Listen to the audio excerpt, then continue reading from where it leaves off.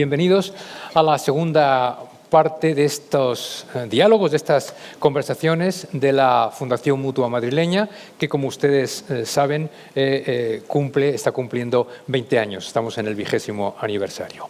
En la primera parte de estas conversaciones, en abril y mayo, abordamos algunos de los cambios que está habiendo en el mundo que conocemos para tratar de averiguar el mundo que viene, el mundo hacia el que vamos. Por eso hablamos de Europa, hablamos de Ucrania y la guerra, hablamos de la otra guerra que no es, pero hay una rivalidad enorme entre China y Occidente. Hablamos también de una de las grandes revoluciones de nuestro tiempo, de la inteligencia artificial. Ahora llega el momento de mirar hacia América, de mirar hacia el extremo occidente, hacia toda una comunidad con la que compartimos historia, compartimos lengua, compartimos cultura, compartimos formas de ver la vida, compartimos lazos de sangre, como con ninguna otra del mundo, y sin embargo en muchas ocasiones vivimos de espaldas, en muchas ocasiones vivimos enfrentados. Como ustedes ya saben, pueden plantear sus preguntas. Para eso tienen una tarjeta que a mí me entregarán cuando se la entreguen y en la que pueden escribir aquello que les parezca pertinente para, depende un poco del tiempo que tengamos, formularla al final. Para hablar de la relación entre los países iberoamericanos o latinoamericanos y España, he tomado prestado del escritor hispanoamericano Mario Vargas Llosa, el Premio Nobel de Literatura, el título que él dio a un pequeño libro, Sueño y realidad de América Latina. En ese libro, Vargas Llosa hablaba de que el descubrimiento se lleva a cabo bajo un prisma de mito, de ficción, y que eso traza todo un destino, y que después América Latina es vista o entendida por europeos, dice él, con los mismos ojos fantasiosos o con la que, dice, la vieron los primeros navegantes, los que llegaron allí a partir de 1492. Lo que entonces vamos a hacer hoy es hablar del sueño y de la realidad de la relación entre América y España. Para eso nos acompaña una periodista que estudió historia, Maite Rico, y un historiador y un politólogo, Marcelo Gullo. Maite Rico dirige La Lectura, que es la revista cultural del Mundo, que se publica los viernes con el periódico. Ahí en El Mundo ustedes pueden leer también su columna, Sujétame el vermú. Mañana miércoles se publica, por cierto. Pueden escucharla también en Onda Cero, en tertulias de radio. Maite fue subdirectora del País y fue corresponsal de ese periódico en México y en Centroamérica durante muchos años.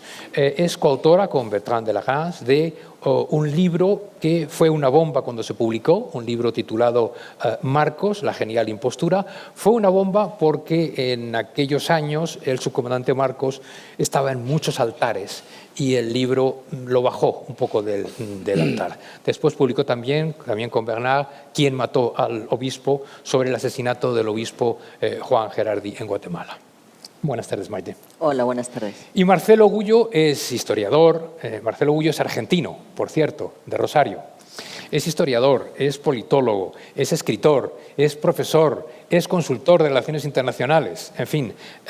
Ha escrito varios libros que han causado impacto. Solo voy a mencionar 3. Con el título van a entender ustedes por qué se ha hablado mucho de ellos o por qué se ha silenciado también en muchas ocasiones sus libros. Publicó Madre Patria, desmontando la leyenda negra, en 2021. En 2022 publicó Nada por lo que pedir perdón y por fin tenemos su último libro. Su último libro está saliendo ahora mismo al mercado. Ahora mismo quiere decir mañana. Mañana ya se puede comprar su último libro, que es Lo que América le debe a España. Buenas tardes, Marcelo. Muchísimas gracias. Para mí un honor estar con Maite y con usted acá en este magnífico auditorio, en esta magnífica institución. Vamos a ver, Marcelo, está mal esta portada. No era al revés. No es lo que España le debe a América. No es lo que España le debe en cuanto a la extensión territorial para armar un imperio. en cuanto al oro de México, a la plata del Cerro Rico de Potosí, al oro también de Perú, a todas las riquezas, a todo lo que engrasa quizá la primera economía global. ¿No es lo que España debe a América? Es una pregunta bien interesante porque la mayoría de los españoles desconocen que España se desangra en América. Es decir, para España, América fue un pésimo negocio, ¿verdad? Un pésimo negocio. Quizás el negocio más pésimo de que cualquier Estado haya hecho en la historia de la humanidad. ¿Y por qué fue así? Fue así porque en ningún momento, pero sobre todo ante el gobierno de los Austrias, cambia un poco con los Borbones, pero un poco. España consideró a América una colonia. Si España hubiese considerado a América una colonia, España no hubiese fundado en América 33 universidades, no hubiese sembrado América de colegios preparatorios para la universidad, no hubiese sembrado América de hospitales, pero sobre todo no hubiese inculcado en las universidades que creó, ¿no es cierto?, una doctrina política que para el momento era realmente revolucionaria, que era que el poder venía de Dios, sí, lo decía todo el mundo en Europa eso, pero la Escuela Teológica Española, que es la que se va a enseñar en América, porque los mejores discípulos de Suárez van a América a enseñar y Suárez se queja de que sus discípulos están en América y no en Europa con él, enseñan que el poder viene de Dios. Dios no se lo da al rey, se lo da al pueblo, el pueblo lo delega al rey para que gobierne como un padre en el sentido del bien común. Si tuviese presente Maquiavelo acá, diría, pero Marcelo, España enloqueció. Y yo le diría, mire, don Nicola, no es que España enloqueció, es que usted no entiende que esos españoles no consideraban ese territorio como una colonia. Para ellos era un imperio y no un imperialismo. Claro que había hombres codiciosos, pero si no hubiese sido una empresa hecha por ángeles y no por hombres, eso es clarísimo, ¿no es cierto? Porque está dentro de la naturaleza humana. Pero el sentido, no fue, se entiende, la explotación de ese nuevo mundo. Por eso se crean 33 universidades, por eso se siembra, se entiende, de colegios, por eso se siembra de hospitales. Y el hospital más antiguo de México, que funciona hasta el día de hoy, y que nunca fue del Estado, sino que una especie de fundación, lo creó Hernán Cortés, de su propio dinero. ¿Y por qué? Porque si España fue a América a robar, matar, asesinar, a llevarse el oro, ¿qué necesidad tenía de crear universidades? ¿Qué necesidad tenía de crear colegios y hospitales? ¿Qué necesidad tenía de crear ciudades en el interior del continente?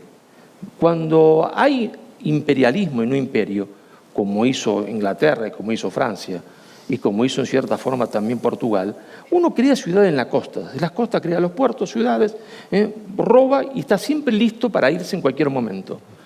La ciudad de Salta o de Santiago del Estero, en Argentina, que es madre de ciudades, está a 2000 y pico kilómetros del Océano Atlántico y está a 1000 y pico del Océano Pacífico, separada por la cordillera más grande que ha conocido el hombre en su historia, salvo los Himalayas.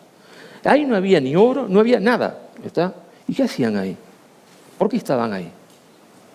Entonces, al contrario, es decir, España se desangra en América, lo mejor, se entiende, de España va a América. El mismo Cervantes anotó que no pudo para ir a América. Lo mejor de España quería ir a América. Eso es parte de la leyenda negra. Y esto no quiere decir que no se cometieron errores, errores se cometieron muchísimos. Sí. No quiere decir que no se pecó, porque pecar se peca mucho y cuando los españoles pecan en grande. ¿Está? No hacen nada en chiquito, ¿no es cierto? Pero no era el sentido, ¿verdad? No era el sentido. Vamos enseguida a entrar en la leyenda negra. En todo caso, me interesa que usted va a la contra, es decir, que incluso a la contra de nosotros mismos, cuando nosotros estamos casi acostumbrados ya a ser los malos en esta historia, usted dice que lo que somos es tontos por aceptar ciertos razonamientos, por aceptar ciertas cuentas, por aceptar ciertos planteamientos. En definitiva, y por enlazar sus dos últimos títulos. No tenemos que pedir perdón por nada y en realidad es América Latina la que debe mucho a España, ¿no? Bueno, yo no hablo de América Latina, sino Bien, que hablo América de Latina, Hispanoamérica, Hispanoamérica. o Iberoamérica. ¿Por qué? Porque el término Latinoamérica, en realidad lo inventan, se entiende, Torres Caicedo, un colombiano, es cierto que era colombiano Torres Caicedo, pero Torres Caicedo trabajaba para los franceses. Sí, es muy y los francés franceses lo que término. querían es heredar el pato sin haberlo criado. Entonces nos queríamos comer el pato y entonces había que hacerle olvidar a los hispanoamericanos, ¿verdad?, su apellido. Es decir, hay cosas muy curiosas. La primera acta que se conoce de independencia, que quiere proclamar la independencia, que es una especie de folletín, de panfleto, la hace un peruano arequipeño. Sí, un peruano nacido en la ciudad de Arequipa, bien al sur del Perú, un jesuita, Guzmán y Vizcardo. ¿Y cómo titula su acta de independencia? Carta a los españoles americanos. Él no duda que todos eran españoles. Por eso su carta es Carta a los españoles americanos. Y siempre nos llamamos la América Española, Hispanoamérica, Iberoamérica, hasta que los franceses metieron su cuchara y dijeron, bueno, y después eso funcionó bastante bien porque en todo el periodo que va de 1880 a 1890 en Buenos Aires, en Lima, lo snob era ser francés. Es decir, si uno quería ser literato o novelista había que ir a Francia y tener éxito en Francia. Entonces, si venía de Francia y los franceses hablaban de Latinoamérica, quedaba muy bien decir Latinoamérica y quedaba muy mal decir Hispanoamérica. Entonces, todas las élites universitarias, los poetas, todos comenzaron a hablar de Latinoamérica. Sin embargo, la gente no. ¿Cuándo comenzó realmente a ser ese término usado por la gente? Después de la Segunda Guerra Mundial, cuando las universidades norteamericanas comienzan a crear las cátedras de estudios latinoamericanos y cuando se crea la CEPAL, la Comisión Económica para América Latina. Recién ahí se empieza realmente a popularizar el término Latinoamérica, no antes. También porque incorporan a Brasil, ¿se entiende? Las antiguas sí. colonias Los brasileños, francesas y holandesas. los mejores hombres del pensamiento brasileño, como Freire, siempre sostuvieron que son hispanoamericanos. ¿Por qué? Sostenían eso ellos, porque Camões, ¿no?, decía castellanos y portugueses, decía Camões, porque españoles somos todos. Eso lo decía Camões, que es la máxima autoridad, se entiende, en la literatura portuguesa. Y Camões decía, momentito, cuando le decían eso a Camões, decía, españoles somos todos, castellanos y portugueses, porque españoles somos todos. Que es otra cosa que en España no se estudia. En España se dice, se terminó de hacer la unidad española 1492, conquista de Granada. ¿Verdad? En realidad no fue así, porque nadie pensaba que se había terminado la unidad de la península.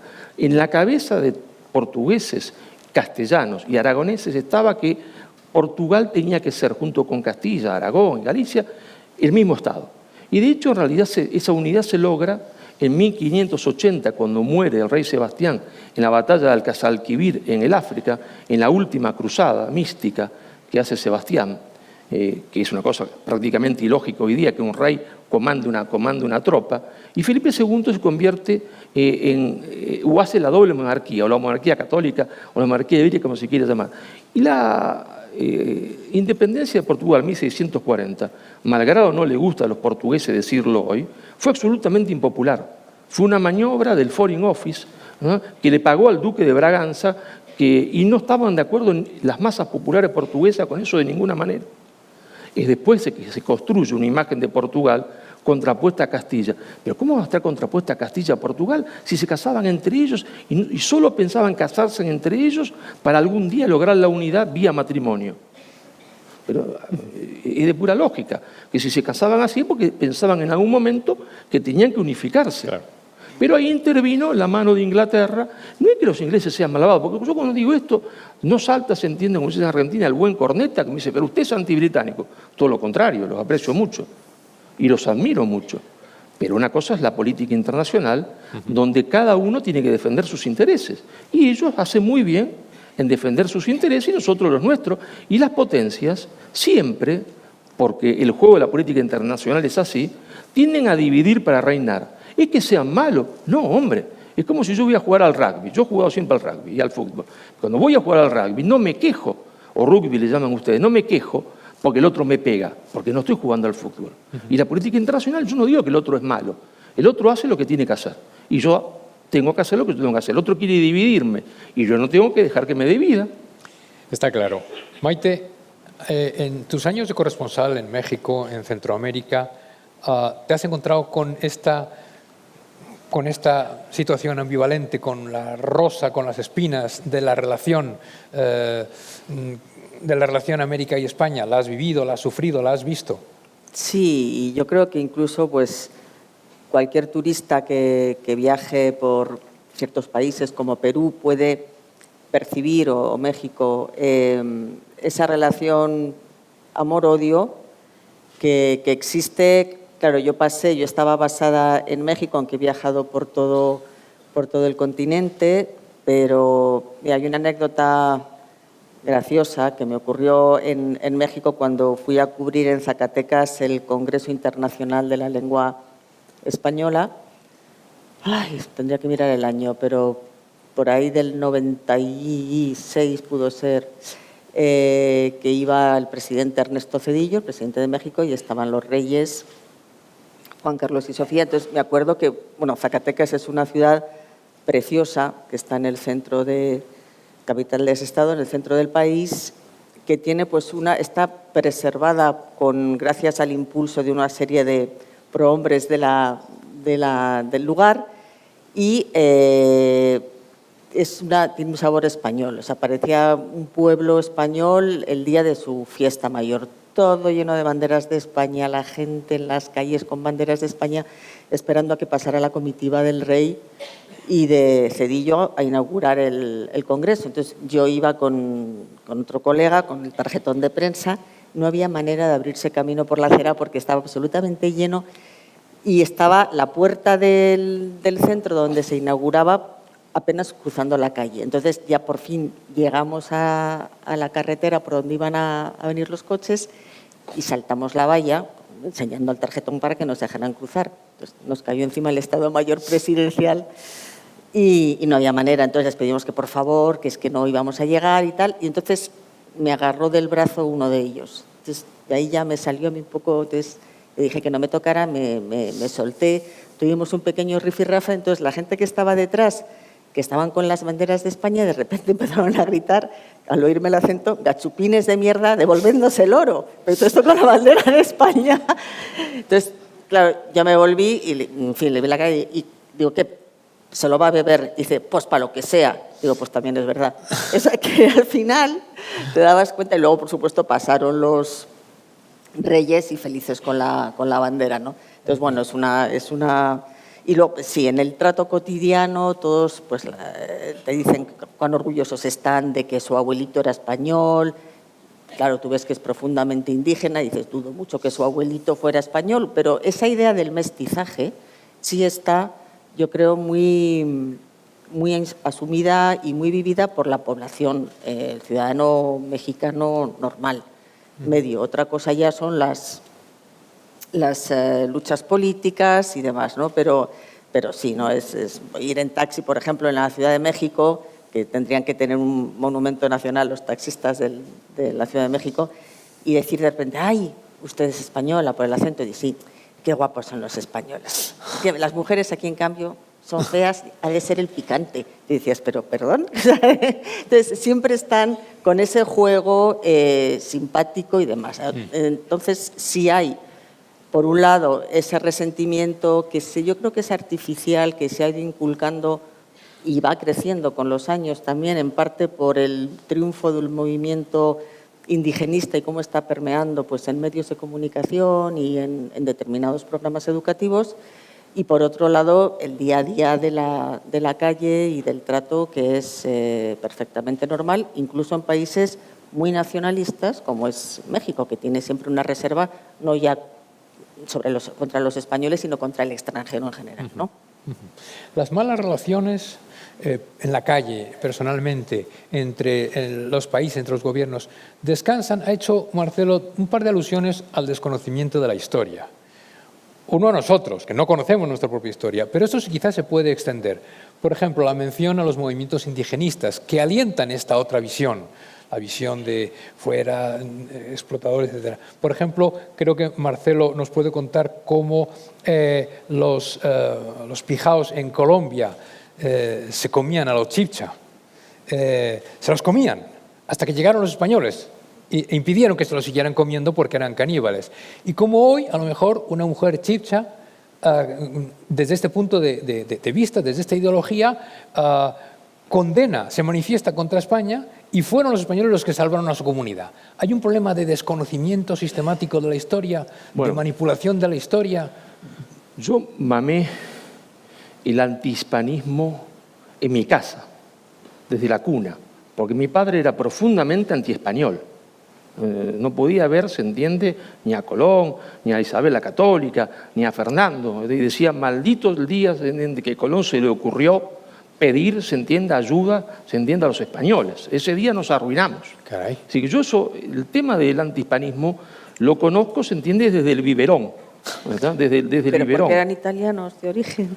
Porque se había creado una cultura antiespañola en un sector social determinado en Argentina, muy profunda, pero lo más curioso, porque el antihispanismo indígena es moderno, es absolutamente moderno.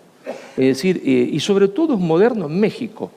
Cuando en el año 27 el gobierno mexicano, y lo digo con todas las letras y no tengo miedo de decírselo a cualquier mexicano delante de la cara, un pseudo gobierno revolucionario, que de revolucionario no tenía nada, ¿verdad?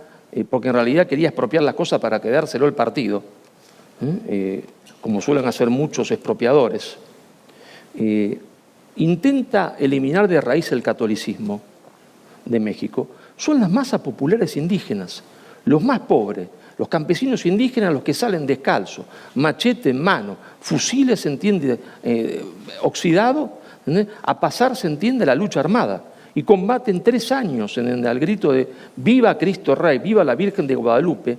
Pero hay que leer a quien era su ideólogo, que ellos le llamaban el maestro Clieto, porque se llamaba Cleto, pero los indios le llamaban Clieto. Y los indios no sabían leer mucho de ellos, pero había algunos que leían y escuchaban, se entiende, estos manuscritos fantásticos, donde se reivindicaba toda la obra de España. Eran los indios los que reivindicaban la obra de España. Pero fueron los indios, como Agualongo en Colombia, los que enfrentaron al ejército de Bolívar. Es decir, en ningún momento Bolívar contó con las masas indígenas, en ningún momento, sino que las masas indígenas estuvieron en contra. Estuvieron en contra los guajiras, ¿no? En Venezuela, y solo pudo vencer a Bolívar porque tenía 5.000 soldados británicos, la Legión Británica, a punto tal que en la batalla de Carabobo, la decisiva batalla de Carabobo, la gana la Legión Británica. Y no lo digo yo, lo dice Bolívar en una carta diciéndole: sin ustedes nosotros hubiésemos sido derrotados, porque las masas indígenas pelearon en contra de él. Pero cuando San Martín llega al Perú, él cree que va con un ejército libertador, él lo siente así, y lo siente sinceramente. Y se da cuenta que las masas indias no quieren eso. Por eso el ejército que sale de Argentina prácticamente no pelea en Perú. San Martín no quiere pelear. Y entonces ahí cuando le escribe a su hermano, que estaba en Madrid, en el Ministerio de Defensa, pues eso era una guerra civil y no una guerra de independencia, dice: terminemos con esto, hagamos, entiendo, una monarquía constitucional, que venga un príncipe español, está acá, y formamos un imperio, una confederación, una especie de Commonwealth. Pero los indios en la batalla de Ayacucho, la última batalla de Ayacucho, en esa batalla, de los 6.000 soldados del ejército realista, 5.000 eran quechua hablantes, 5.000 eran quechua hablantes, voluntarios. Del otro lado no había indígenas. Sí, de los dos lados había españoles. De los dos lados, curiosamente, había españoles. De los dos lados había criollos. Pero los indios estaban con mantener la relación con España. Entonces, si hubo genocidio, si hubo violación, si hubo robo, como dicen, se entiende, todos los progresistas por ahí en España, ¿se puede saber por qué corno las masas indígenas pelearon por el rey? ¿Por qué? La principal cosa que hay que hacer es un método de descarte, dudo. Entonces, dudemos de lo que dice la leyenda negra, porque las masas indígenas combatieron con los realistas, ¿no? Sí, con los llamados realistas, porque el nombre realista y el otro también es bastante arbitrario. Sí, obviamente hay que meto aquí un poco la cuchara, empezar a revisar muchas partes de la historia, y se está haciendo, y ha sido bastante reciente que se ha creado hay una corriente de historiografía que está analizando y estudiando y reuniendo evidencias del papel de los indígenas en la propia conquista, al punto tal que algunos ya incluso se niegan a hablar de conquista, en el sentido de que siempre se ha dicho que Hernán Cortés con 500 españoles, ¿cómo pudo? Bueno, porque no lo hizo así. Claro. Evidentemente, cuando tenemos, y hace poco se ha restaurado un lienzo precioso, un códice pintado en tela, que es el códice de Cuauhtémoc, que se encontraba en Puebla, en México. No sabía muy bien qué era hasta que, investigando, una historiadora descubrió que era un mapa y toda la historia de la conquista de Guatemala por los españoles, pero en este caso eran los indios de cuauhquetoltecas, que venían del centro de México, los que habían participado con los Alvarado en la conquista de Guatemala. Entonces, ellos mismos habían descrito toda la conquista y cómo ellos se habían asentado también con los españoles. Estamos hablando de un documento de 1520, por ahí, ¿no? Entonces, era un documento, no se sabe muy bien el origen, se supone que lo pintaron obviamente indígenas, quizás para dejar constancia de su propia historia, que reivindicaban esa conquista como propia, y también para posiblemente las probanzas que llamaban, que era para pedir a los reyes pues que les cumplieran con las promesas que le habían hecho de tierras o lo que fuera, ¿no? Entonces, es muy interesante porque efectivamente los indios fueron también indios conquistadores, porque tenían enfrentamientos entre ellos por la superioridad militar española y porque vieron, bueno, pues, y fueron además no solamente para vengarse en el caso de los tlaxcaltecas, pues de los aztecas, porque es que después siguieron también con ellos participando en la expansión, ¿no? Entonces, eso ya también da una dimensión un poco distinta del español conquistador y el indio víctima, ¿no? Sí. Hay indígenas conquistadores y, de hecho, contribuyeron a la conquista. No había un paraíso, no era un Edén aquello a partir de... Pero entonces, la leyenda negra es la leyenda negra por las razones que sean. Ahora entraremos en alguna, no sé si la mejor operación de fake news de la historia. ¿Por qué ha salido tan bien? ¿Por qué nos la hemos creído tanto? ¿Por qué dura ahora? ¿Por qué resucita con corrientes indigenistas? ¿Qué ingredientes ha habido? Ha habido ingredientes religiosos, protestantismo, catolicismo, ha habido ingredientes políticos, ha habido ingredientes de separación, divide y vencerás. Es una gran operación de marketing la leyenda negra, ¿no, Marcelo? Es la operación de marketing político más fabulosa de la historia de la humanidad. No ha habido ninguna otra. Decía Vasconcelos, la conquista la hicieron los indios, la independencia la hicieron los españoles, decía Vasconcelos. No se puede explicar, si vamos al Perú, que es menos conocido quizá que el caso mexicano, ¿no?, que Pizarro, con ese insignificante grupo de hombres, derrotara al imperio inca. Imposible. Si los huancas no hubiesen estado a favor, si la mitad de los quechuas no hubiesen estado a favor.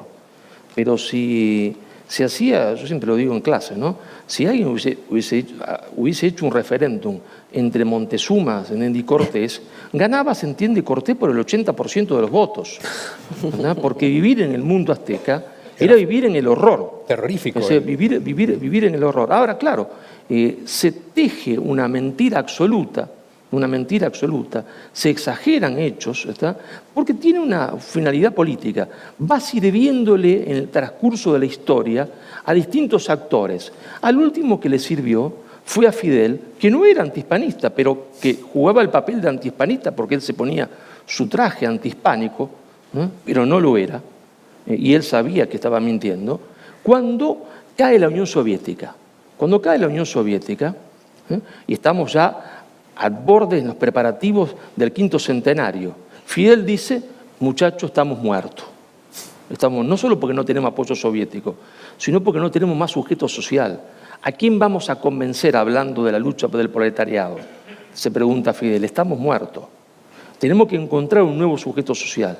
Y va a ser Fidel el que magníficamente, pues se lo podrá acusar de cualquier cosa, menos de no ser inteligente, el que va a programar el Foro de San Pablo, se van a reunir en el Foro de San Pablo, auspiciados en ese momento por Lula, que era, se entiende, un gran sindicalista, un importante sindicalista en San Pablo, en la cosa metalúrgica. Se van a reunir ahí, en San Pablo, y Fidel va a ser clarísimo. Le va a decir, muchachos, número uno, se terminó el tema de la lucha armada. La lucha armada no va más. Ahora vamos a aplicar el método gramsciano. Gramsci tenía razón. Es la superestructura que determina la estructura. Es la cultura que determina la política y la economía. No como decía Marx, estaba equivocado. Tiene razón Gramsci. Tenemos que ganar una batalla cultural. Ahora, ¿qué batalla cultural vamos a plantear para convencer? No vamos a convencer a nadie ya con el tema del comunismo y con el tema, se entiende, del proletariado, porque eso se arruinó, no sirve más, ya cayó la Unión Soviética, se mostró que era un fracaso.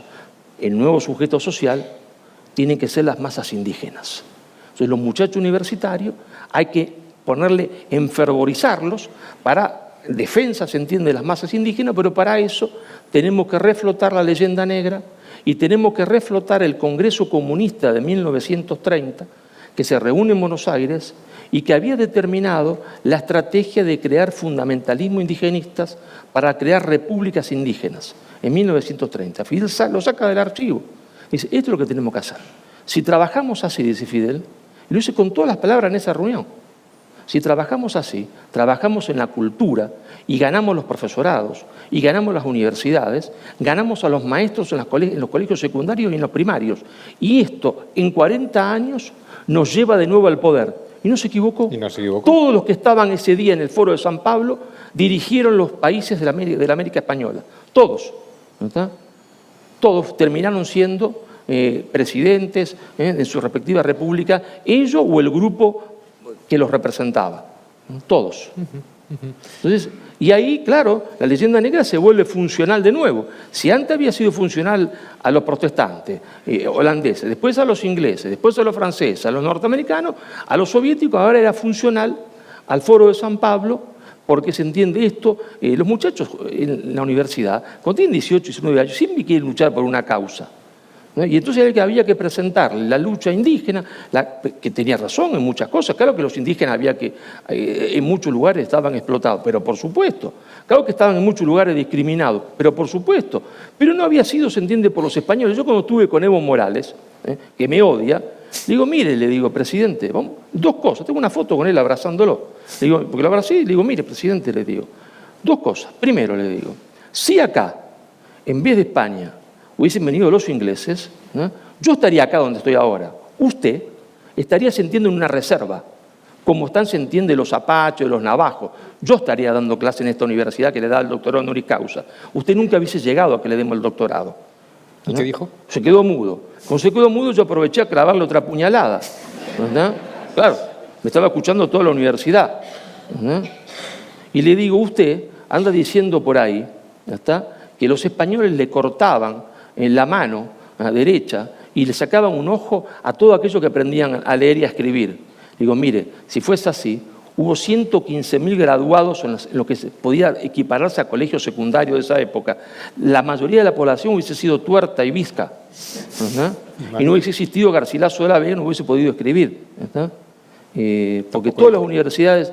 Y al final le dije, y hay una cosita más que usted miente, esto en público, una cosita más que usted miente. Dice, nos quitaron la tierra, porque él habla mal a propósito. No habla mal español, lo habla a propósito mal para decir que la aymara que no habla tampoco. ¿No? Y entonces dice, nos quitaron la tierra. Le digo, presidente, hay un pequeño problema. España mantuvo la propiedad comunal de la tierra, ¿no? Y no se las quitó a los aymaras. La tierra se la quitaron a los aymaras con la Constitución de 1860 y pico, que le hicieron cuando ya los españoles hacían 60 años que no estaban más, o 50 años que no estaban más. Le hicieron ustedes en la Constitución esa, para quitarle la propiedad comunal de la tierra, para repartírsela entre 4, se entiende, que estaban en La Paz. Tampoco dijo nada. Sí. Bueno, claro, sí, no dijo nada, pero me odia. Pero es Yo sé, mira, hablando de hijo Bolivia, non grato, entonces. Bolivia es un caso muy interesante. Yo estuve allí cubriendo las elecciones que ganó justamente Evo Morales y pude entrevistarle y demás. Y Evo Morales no era y de corazón no es indigenista en absoluto. Su lucha ha sido una lucha vinculada a los cocaleros, a los campesinos, más ideologizada que étnica. No tenía ese componente. De hecho, cuando toda la prensa decía, ¡ay, el primer presidente indígena! Bueno, antes, con un gobierno liberal, había habido un vicepresidente indígena y el Congreso tenía un 70 y tantos % de diputados indígenas, ¿no? Entonces, digamos que no era nuevo, no es que se produjera una revolución en Bolivia. Y su partido, Movimiento al Socialismo, era fundamentalmente gremial y campesino.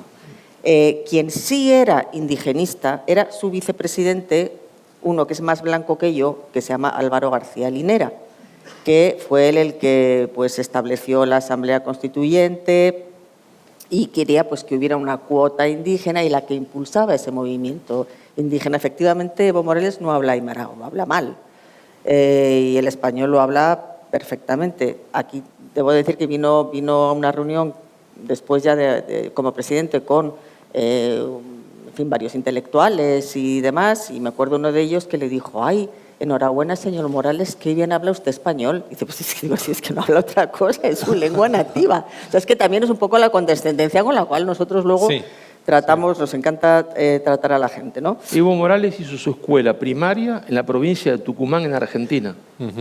Y Jujuy, porque su padre iba a trabajar a la Argentina y se llama Juan Evo porque sus padres eran peronistas y le pusieron Juan por Juan Perón y Evo por Evita, que era la esposa del presidente. Esa es la verdad, de la milanesa. Él estudió en Tucumán y en Salta. Es curioso y también es significativo, que es otro de los componentes. Tú decías, efectivamente, ellos desconocen la historia. En España la desconocemos también muchísimo. Vivimos de espaldas hasta ahora y supongo que los planes educativos han ido a peor de cuando yo estudiaba, con lo cual seguirá igual.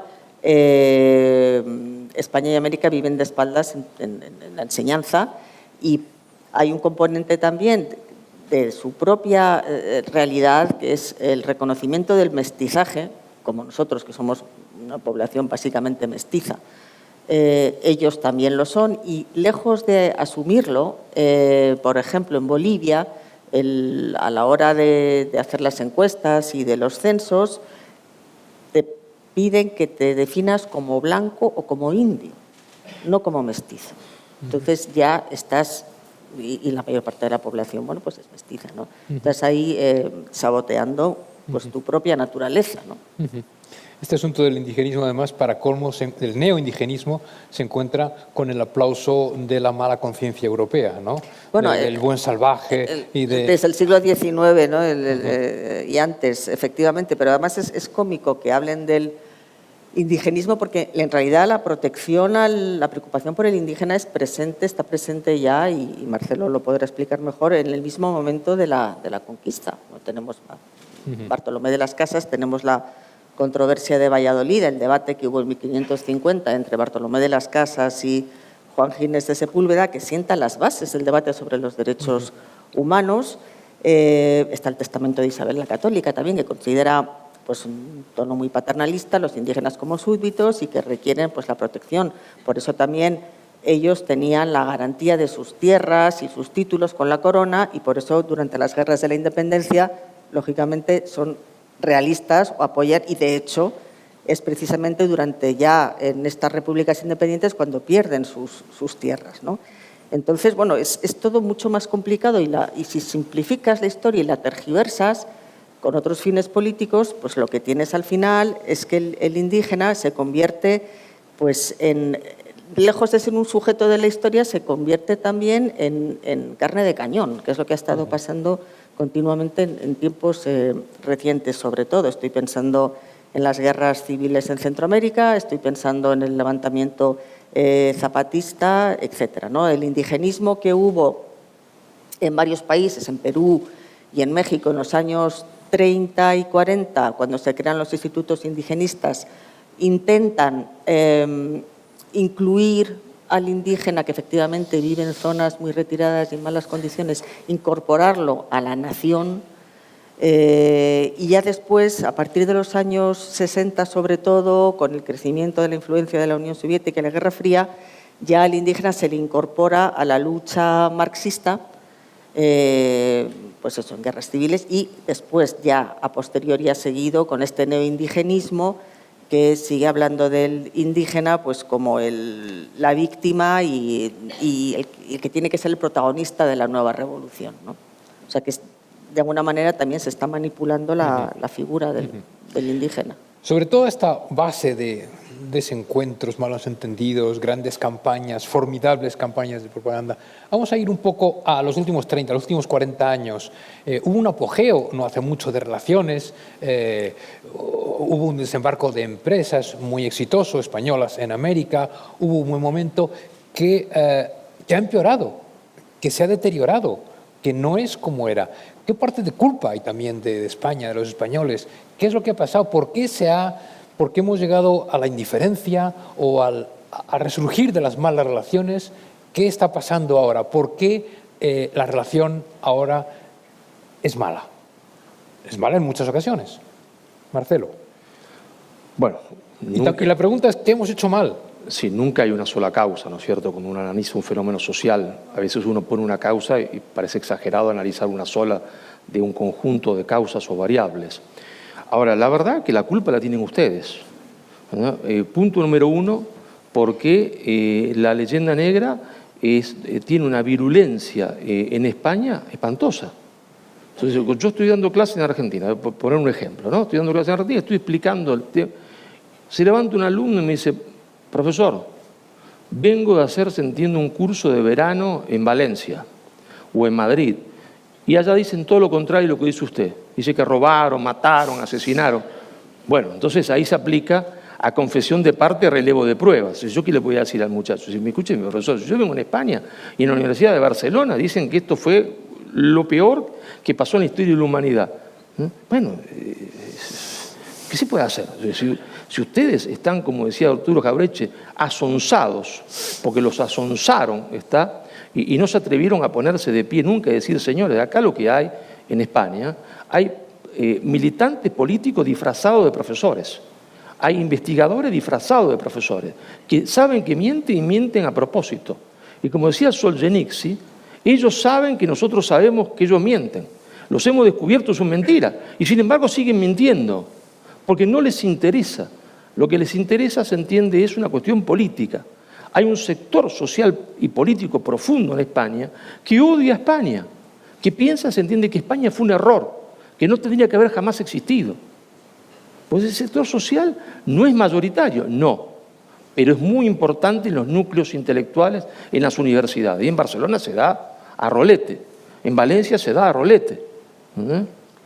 Y entonces, claro, es decir, vienen los muchachos del Perú acá, vienen de Chile, y escuchan eso y dicen, bueno, ya está, no charlemos más, tienen razón estos tipos. No hay más que hacer. Yo creo que ha habido también fases, periodos, digamos, de microhistoria, porque son periodos muy corticos, pero, por ejemplo, yo diría que en los años 90, hasta principios del 2000, es verdad que en América Latina pareció que las democracias se iban abriendo camino, resistiendo siempre Cuba como la gran dictadura, antes de que Venezuela cayera en la deriva en la que está, pero sí las democracias estaban asentando en determinados países, la economía empezó a prosperar, fue una etapa, esos años en que creció muchísimo la clase media, las empresas españolas invirtieron mucho, y todo eso después ha tenido su reversión política con la llegada, otra vez el péndulo se ha ido para el otro lado, con la llegada de gobiernos de una izquierda populista que han ido expandiéndose por todo el continente y que utiliza pues, el indigenismo, la leyenda negra y el enfrentamiento con España también como una especie de proclama nacionalista y como amalgama para su propia población, como hacen siempre los populistas que buscan enemigos exteriores, para también tapar sus propios errores, ¿no? Y culpar al español de lo mal que va Bolivia o de lo mal que va México, ahora mismo con López Obrador, o de lo mal que va, a pesar de que han tenido 200 años de independencia. Obviamente. Marcelo, nacionalismos, populismos, en las dos orillas, ¿Nos alejan? Que coinciden justamente con el populismo de izquierdas Claro, aquí, es decir, que lleva ese mensaje también. Populismos y nacionalismos en ambas orillas alejan a los países, hacen que esa relación sea un sueño, que esa realidad sea una pesadilla. Bueno, los nacionalismos esos que son malos nacionalismos mal entendido, que no son amor a la propia patria, ¿está? En realidad son excusas. ¿no? El patriotismo es claro, otra cosa. entonces, eso sí, el caso de México es clarísimo. El caso de México es clarísimo. Es decir, México era mucho más importante que los Estados Unidos al momento de la independencia. No se vivía en Estados Unidos como se vivía en México. No los ricos, los sectores populares. Los sectores populares porque lo dice Humboldt cuando saca la cuenta, y Humboldt dice, señor, acá se come más carne que en París, acá se toma más vino que en París, los sectores populares. Y acá un obrero minero, porque ya no había más trabajo obligatorio, un obrero en la mina gana mucho más que en Alemania o que en Inglaterra. Y el origen, se entiende, del subdesarrollo mexicano no está, se entiende, en la conquista. El origen del subdesarrollo mexicano está en que fueron unos incapaces en mantener la herencia recibida. Pierden el 60% del territorio a mano de Estados Unidos. Pero no pierden cualquier cosa, no pierden un desierto. Pierden California, 1848. Ese mismo año se convierte Estados Unidos en el principal productor del año 49 de oro del mundo. ¿Con qué? Con el oro de California. Después, Texas. La gran segunda revolución industrial que protagoniza Estados Unidos, el motor a combustión. ¿Dónde estaba el petróleo norteamericano? ¿De dónde son los Bush, famosos, se entiende, petroleros? De Texas, territorio que era mexicano y que convirtió a Estados Unidos en una potencia exportadora en ese momento de petróleo. Entonces el origen de su desarrollo mexicano no está, se entiende, en el periodo hispánico, donde era mucho más rico que los Estados Unidos. Está en la inutilidad de su clase dirigente, que no supo guardar la herencia recibida y que lo que hace es siempre echarle la culpa, se entiende, de la conquista española de América para no asumir sus propios errores. Esa es la verdad. Lo que pasa es que yo digo esto y se ponen como locos los mexicanos. ¿Yo qué quiere que le haga? Oye, ¿quién perdió 60% de su territorio? ¿Lo perdí yo o lo perdió usted? ¿No? Tampoco conquistado muchísimos amigos en México entonces, ¿no? No. Son tesis, son libros que le han costado silencios, le han costado caro, le han costado críticas. Ha tenido, en fin, tiene una bandera complicada, la que lleva usted cuando va a los países americanos, ¿no? En Argentina, por ejemplo, la leyenda negra hoy es hegemónica en todas las universidades. Hegemónica. Incluida las universidades católicas. Es hegemónica. Claro que hay profesores que no lo son y que saben que eso no es cierto, pero te dicen, Marcelo, ¿para qué te vas a hablar? ¿Para qué te querés comprar esos problemas? Deja que digan lo que quieran, ¿verdad? En las escuelas primarias, mi provincia, Santa Fe, allá la educación es federal. Sí, está dividida la República en provincias, cada provincia, con un sistema federal, decide su propia educación, primaria y secundaria. El libro de cuarto grado, donde los chicos tienen cuarto grado, tienen 8 o 9 años. El 12 de octubre es feriado, se llama Día de la Diversidad ahora. Entonces la señorita, es decir, la maestra, el día 10, porque el 12 es feriado, tiene que explicar el 12 de octubre. Y el libro dice, 12 de octubre, comienzo del genocidio de los pueblos originarios, muerte de 80 millones de indígenas. Entonces uno dice, bueno, vamos a ver la fuente. Atrás en el libro está. La fuente es el cantautor tucumano comunista Víctor Heredia, con una canción que los chicos van a tener que cantar. Esa es la fuente. Pero mi Dios, válgame Dios. Cantautor Víctor Heredia, que no terminó la escuela primaria. Pero todos los chicos en cuarto grado cantan que hubo 80 millones de muertos. Bueno, claro, si yo inoculo ese odio a los niños, y lo sigo inoculando después, ya está hecho, ya crea un prejuicio, que es un antes del juicio, que imposibilita la discusión, pues ya cree eso, ¿verdad? 80 millones de muertos. Rosenblatt sacó clarito los números, cuántos habitantes había. No podía haber matado 80 porque no lo sabía, ¿verdad? Y fue el único estudio serio hecho de cuánta población había en América. 4 millones en México, ¿verdad? Y él saca la cuenta todo y dice, pero muchachos, no hubo nunca 80 millones de personas, pero no hubiese quedado ninguno porque aparte no lo sabía. Y Rosenblatt era un hombre que detestaba a España, era un argentino de la Universidad de Buenos Aires, que no era ni católico ni hispanista, pero el hombre hacía cuentas, era un honesto profesional. Y dice, no hago las cuentas y las cuentas no dan, ¿eh? Si extendemos esto y si pasamos de esos ejemplos, esas anécdotas, a algo más general, y si creemos que esto es habitual en países americanos, norte, centro, sur, en España, entonces lo que iba a preguntar ya no lo pregunto. Entonces yo iba a preguntar si esto tiene remedio. Sí, claro que tiene remedio. ¿Ah, sí? Claro que tiene remedio porque la verdad es la única realidad. Y la leyenda negra se cae como un castillo de naipe. Se cae como un castillo de naipe cuando a los jóvenes pueden ver la realidad y uno se la puede explicar. Yo voy a contar una anécdota. Vine a presentar en el segundo libro mío, Nada por lo que pedir perdón. Bueno, me alojé en la casa de un amigo en Moncloa, Hilarión Eslava. Salgo caminando por Hilarión Eslava. Yo soy un tipo friolero. Friolento decimos nosotros, ustedes dicen friolero. Yo soy friolento. Soy friolento. Yo con mi abrigo ahí, todo así. Y pasa una chica y me dice, ¿usted es el profesor Marcelo Gullo? Sí, le digo. Y se lanzó a llorar. Yo me quedé mirándola. Digo, ¿por qué lloras? Entonces, contuvo las lágrimas y me dice, porque yo, así, las palabras son textuales, entre comillas, dice, porque yo odiaba a España. Era madrileña, estudiaba en la Complutense. Me dice, porque yo odiaba a España, dice, y ahora amo a España. Yo le dije, ¿y qué pasó? Bueno, dice, mis padres, los cuales sufrían por mi odio a España, me regalaron su libro, Madre Patria. Y yo lo acepté para no tirarse por la cabeza. Dije, voy a aceptar este libro de este facho.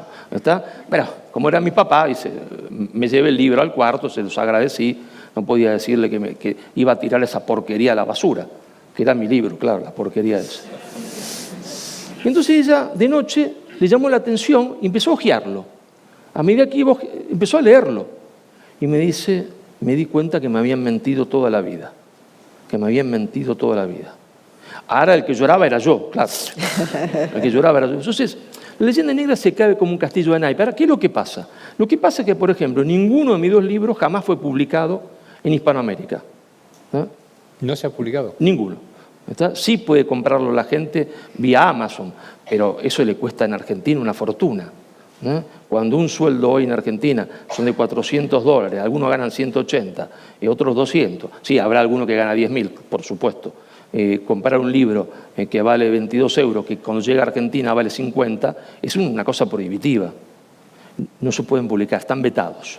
No será un veto oficial, es cierto, no hay una censura oficial, es verdad que no existe eso, pero algo hay que hace ya 3 años ninguno se publica. Es decir, serán muy malos. Bueno, yo no digo que sean buenos los libros que yo escribí, pero digo yo, si algún librito se vendió acá, allá también alguno se podría vender, ¿no? Y entonces, ¿por qué no lo publican? Están absolutamente vetados. Está absolutamente vetado, se entiende negar se entiende que España cometió un genocidio. Uno dice esto y automáticamente queda, se entiende, manchado en la universidad, como si fuese uno un leproso. Está afuera. ¿Verdad? Entonces hay una dictadura de lo políticamente correcto en las universidades argentinas que está profundamente marcada por la leyenda negra. Pero eso se cae como un castillo de naipe. Si ellos lo que quieren es que no haya discusión. Yo quiero que se discuta, discutamos todo, porque cuando hay discusión pierden la discusión. Por eso no quieren que se discuta, porque saben que pierden la discusión. Pero por eso tienen también, yo no soy tan optimista en el sentido de que ellos tienen el control de los centros académicos, claro, eso es cierto. También de los medios, en Así es, buena parte. Entonces, junto con eso y el desconocimiento general, yo no soy muy pesimista de que se pueda revertir, no sé si a corto o a medio plazo. Otra cosa es que las relaciones entre América y España fluyan bien. Vamos a ver, sobre esas relaciones, Maite, estamos en una época de enorme incertidumbre en todo, de revisión, de críticas en todas direcciones. ¿Dónde en esta época deberíamos colocar esas relaciones entre España y América? ¿Se puede entender una sin otra, otra sin una?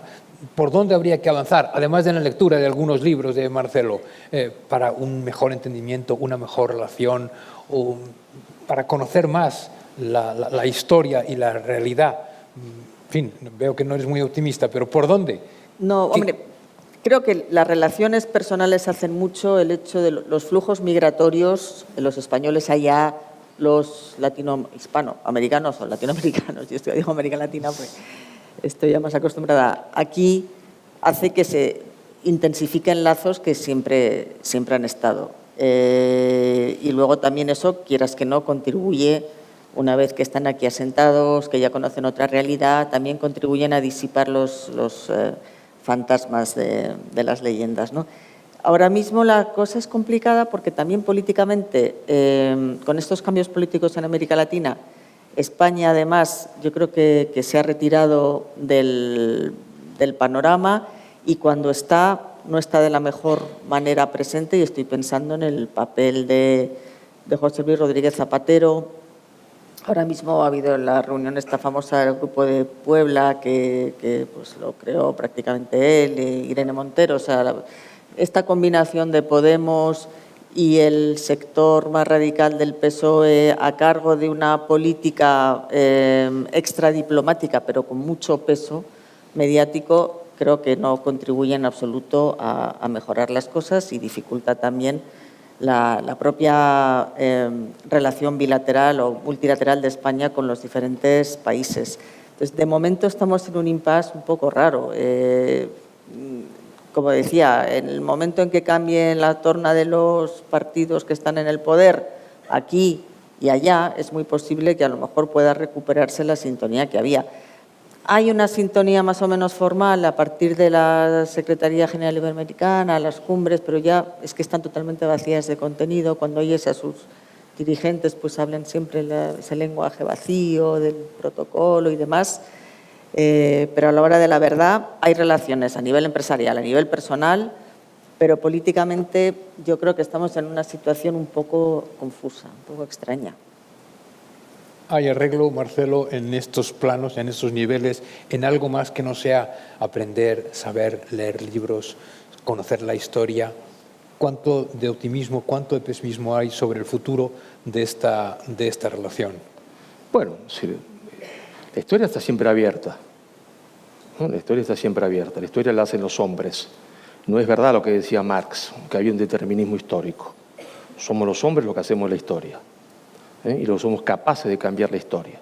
Eso hay que tenerlo siempre en claro, porque el marxismo se transformó en hegemónico, aún en los sectores llamados liberales, porque son deterministas desde el punto de vista económico. No, la historia la hacen los hombres. Los hombres podemos cambiar la historia. Y yo en ese sentido tengo una actitud, me perdonarán porque dicen que soy argentino, siempre tengo referencias y metáforas futbolísticas. Yo creo que hay que jugar un partido, y el partido se sale a jugarlo, con convicción para ganarlo. No quiere decir eso que no sea realista, que no sepa que el otro equipo es mejor y que yo juego con botines, entiende, que se caen a pedazos y el otro tiene botín extraordinario y que también tienen comprado al árbitro. Ya todo eso lo sé. ¿Y qué me importa? Yo tengo que salir a jugar el partido igual, ¿verdad? Y lo vamos a ganar. ¿Por qué lo vamos a ganar? Muy sencillo. Porque ellos no tienen la razón, mienten a su forma absoluta. No tienen la razón y tarde o temprano se va a caer, como se van a caer todos los gobiernos populistas, ¿se entiende? En Hispanoamérica todos se van a caer. Y bueno, se entiende, estará en nosotros de jugar ese partido, pero no pidamos que Dios nos ayude si nosotros no le ayudamos a Dios. A Dios rogando y con el mazo dando. Claro, es como el tipo que iba a la iglesia, ¿no es cierto? ¿No? Entonces miraba a Cristo así y decía, Diosito, Diosito, haceme ganar la lotería. ¿No? Todos los domingos el tipo terminaba la misa, se quedaba. Así durante 3 años. Finalmente, un día Jesucristo baja, no sale de la cruz, se saca los clavos, ¿no? Lo abraza, dice, mirá, le dice, yo te hago ganar la lotería, pero comprá un billete, por favor. Bueno, nosotros tenemos que comprar el billete, ¿no? Y dar la batalla se entiende que es terminar con la leyenda negra, que es el huevo de la serpiente. Y después que Dios nos ayude. Ahora, no le podemos pedir que a Dios nos ayude si no compramos el billete. Así es. El 12 de octubre se acerca, es dentro de unos días. ¿Cuánto hay que celebrar? ¿Cuánto deberíamos celebrar? No estoy preguntando cómo van a ser las celebraciones, que serán como sea, en unos sitios no habrá, en otros se recordará genocidios, en otros no lo sé bien. ¿Cómo debería ser hoy una celebración del 12 de octubre. El 12 de octubre se instauró por primera vez como feriado nacional en la República Argentina. Y fue un decreto escrito de puño y letra por el primer presidente democrático de la Argentina, que fue Hipólito Yrigoyen. Hasta ese momento jamás había habido en Argentina una elección democrática porque el voto era cantado. Uno iba a una mesa y tenía que cantar su voto y estaba determinado sabiendo que lo que estaban ahí eran sus empleadores. La primera vez que se eligió un presidente de forma democrática fue con Hipólito Yrigoyen en 1916. A meses de que él asume la presidencia, de puño y letra, decide que hay que festejar el 12 de octubre y hace un decreto maravilloso y explica el porqué, ¿verdad? Porque es la obra más maravillosa de la historia de la humanidad esa. Y no lo dice porque Yrigoyen no sabía de historia, sabía muchísimo, sabía que antes de que llegase a España, y eso es lo que ellos mienten, América era un infierno, América era un infierno absoluto, era un infierno donde había imperialismos antropófagos, donde había imperialismos brutales como el Inca, donde había, se entiende, canibalismo como el de los pijaos que se comían a los chichas. Por eso se entiende un minúsculo grupo de españoles pudo hacer no la conquista de América, la liberación de América, porque estaba acompañado por el resto de la población aborigen que estaba cansado, se entiende, de los aztecas, cansado de los incas, cansado de los pijaos, porque se los comían uno, el otro lo maltrataban. Y entonces dirán, bueno, ¿y el mundo que se construyó después fue mejor o peor? Pues fue mucho mejor. Para empezar, porque como dirían los marxistas, hay contradicciones principales y contradicciones secundarias. Y la contradicción principal, diría Mao Zedong, ¿verdad?, era vida o muerte. Antes me comían, ahora no me comen. Me explotarán, sí, muy bien, pero sigo vivo y no se comen a mi hijo. Entonces el mundo fue mucho mejor. Y eso uno lo puede hacer hasta con un análisis maoísta. Y de hecho, el marxismo, antes de 1930, antes que decidiesen hacerse negro legendario, es lo que decía. No eran negros legendarios. Se convierten en negros legendarios para hacer una acción política, que era desestabilizar el patio trasero de Estados Unidos con repúblicas fundamentalistas. Así que está claro que una manera buena de celebración del 12 de octubre es estudiemos historia, que se conozca lo que pasó hace 5 siglos, hace 10 siglos, en qué situación estaba América, por qué se produce lo que ocurre, porque no es tanto un descubrimiento como una intervención en un sitio de conflicto y donde unos son conquistados, otros son conquistadores, sucesivamente, como en todas partes del mundo, por cierto, como en todas las conquistas, como en todos los imperios, me imagino, ¿no? Eso es lo que hay que hacer ese 12 de octubre. Tu 12 de octubre ideal. Yo lo llevo al presente, efectivamente creo que hay que leer y estudiar, pero yo creo que se puede celebrar, en México es el Día de la Raza. Creo que lo que la comunidad hispana debe celebrar es justamente la existencia de esa comunidad, la existencia de una lengua común, la existencia de una efervescencia cultural en las dos orillas, y de una unidad vital y sentimental que está por encima de cualquier avatar político. A partir de aquí, ¿esto es lo que compartimos de verdad? En realidad, ¿qué compartimos? ¿Qué compartimos? Hemos hablado de la historia y de la historia que se conoce y la que no, de la lengua que nos une y a veces nos separa, de las costumbres, las empresas. ¿Qué es lo que más realmente nos une? Pero también, ¿qué es lo que más nos separa? Lo que nos separa de verdad, lo que no habría que empeñarse. ¿Qué nos une? ¿Qué nos separa en esta relación, españoles y americanos? No, lo que nos une es que ustedes no lo sepan, ni lo sepan los americanos, y la mayoría de la población no lo sepa, porque tienen prejuicios algunos raciales, porque otros tienen prejuicios positivistas, es que en realidad somos una sola nación. No hay dos naciones. Eso es absolutamente falso, aunque la gente no tenga conciencia de serlo, ni de pertenecer a la misma. En la sustancia es la misma nación. Y de hecho, la lengua no solo nos une, nos hace ser lo mismo, para bien o para mal. Por eso se entiende el progresismo actual español, la izquierda actual española, fue financiada, se entiende, por los venezolanos, por los mexicanos, y se llevan muy bien entre ellos y se reúnen y hacen sus jaranas, porque en realidad no lo podrían hacer, se entiende, con otros que no fuesen mexicanos o venezolanos, porque en realidad somos lo mismo. En ese caso para mal, sí, pero lo que es para mal también puede ser para bien. y demuestra que en realidad cuando nosotros nos juntamos, ¿qué hace falta? 2 minutos para que hablemos y nos entendamos, sea para mal o para bien, pero nos entendemos perfectamente. Está claro. Muchas gracias, Maite. Muchas gracias, Marcelo. Con este libro que mañana se pone a la venta, Lo que América le debe a España, acabamos nosotros lo que les debemos a ustedes dos por este rato que acabamos de pasar. Se lo reconocemos con un aplauso. Gracias a vosotros. Muchas gracias.